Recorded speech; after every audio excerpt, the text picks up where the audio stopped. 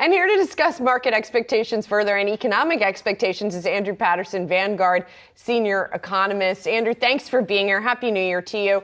As we've been talking about, there really does seem to be a big consensus that there will be a recession this year, or we will be very close to recession. I believe you guys are in the actual recession camp.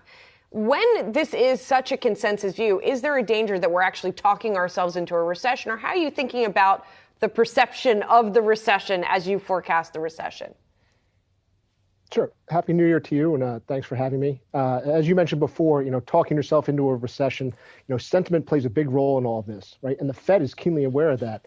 Whether you're talking about GDP growth, labor market decisions to hire and fire employees, whether you're talking about inflation, right? The Fed has been fighting that expectations battle all along. So they actually do want to see a degree of pessimism within financial markets and try to keep a lid on inflation expectations. Because if those were to become unanchored, that's what they're really trying to push back against, because that's when you start getting those wage price spirals that are akin to what we went through back in the 1970s and 1980s. And so, Andrew, what I've continued to try and get a grasp on if one reading, of course, does not make a trend, then how many readings does make a trend in terms of the economic data that the Fed is going to be looking into? Sure. So far, we've gotten two positive, I guess, if you're hoping for downward pressure on inflation, two positive inflation reports, which, again, as you mentioned before, is not a trend in and of itself. But if they continue to see that progress over time, there's likely to be bumps along the way. But if they continue to make progress towards their 2% goal, right, there was a lot of I don't want to say jubilation, but excitement around those inflation reports. But 6% inflation is better than 9% inflation, but it's still a long way away from 2% inflation. We think towards the end of the year, they're probably going to end up somewhere around 3%. So still with a little bit of wood to chop in 2024, but hopefully continued signs of progress going forward. Lots of mixed economic signals coming out of the gate here, Andrew. What's keeping you up at night?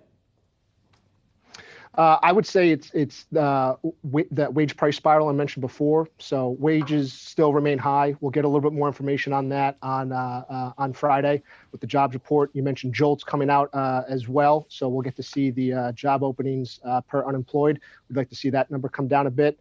If wage growth were to remain persistently high, especially if that's combined with an unanchoring of inflation expectations, which is a big worry of the Fed, again, that's when you get into that wage price spiral, which the Fed is trying to avoid. Do you expect some of the either hiring freezes or even layoffs that have already ensued, especially across the professional business services and in some other sectors as well, to have kind of a permeation across the wage growth side too, and have maybe not intended impact, but it is going to have some type of effect on wage growth? So it actually is intended. Again, it's painful, right? Nobody wants to see job cuts. Nobody wants to see the unemployment rate increase. But higher unemployment rate, our call is for it to rise to maybe call it around 5%, which is not necessarily what people associate with recession type levels. But you're still talking about an additional 1.5 to 2 million people out of work. Very, very painful with them. But unfortunately, that's the type of conditions we're likely going to have to see to really start putting downward pressure on wage growth. And the Fed's been very transparent about this. The Fed has been very transparent, including that the dot plot indicates the terminal rate's going to be, 5.25% or so. Where are you at in terms of the terminal rate and how it feeds into everything else you've been talking about? Sure. We're right in that neighborhood, around 5.25%. We think even as important, if not more important than the terminal rate itself, is just how long they stay there. And we believe the Fed has done a reasonably good job of trying to communicate to the market just how long they intend to stay at that terminal rate, right? Because terminal doesn't mean cuts are around the corner. It just means they're done hiking. They do want to maintain that pressure on the economy.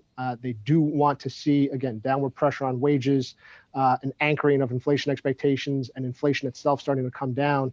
They do know that once they get to that terminal rate, they're likely to have to stay there for some time, and the market is starting to finally come around to that idea.